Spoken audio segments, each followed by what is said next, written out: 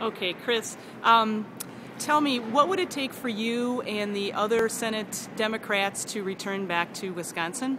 Yeah, well, I mean, it's really trying to get collective bargaining rights separated from this bill. To be able to have that as a separate vote, I think is going to be the biggest key.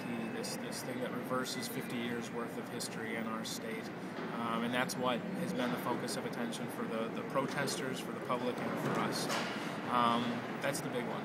Now, you heard Governor Walker's budget bill yesterday. What were your thoughts?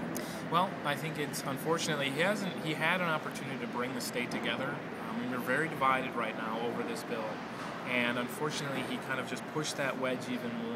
Where the first bill was an attack on workers, this one is an attack on all of Wisconsin, where he's cutting funding for education. He is cutting funding for local municipal governments, which cuts at public safety, police and fire, as well as a lot of other small changes that are packed in there, from eliminating recycling to preventing teachers from having qualifications. They're saying that teachers in charter schools no longer have to have any credentials whatsoever.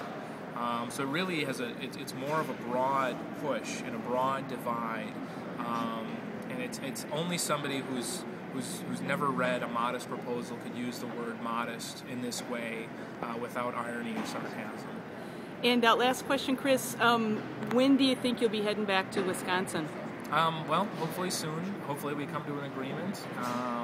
We could come to it in the next couple of hours and be back and ready to work on this budget. So, I mean, that's what we're really holding out for. It's not so much of a timeline.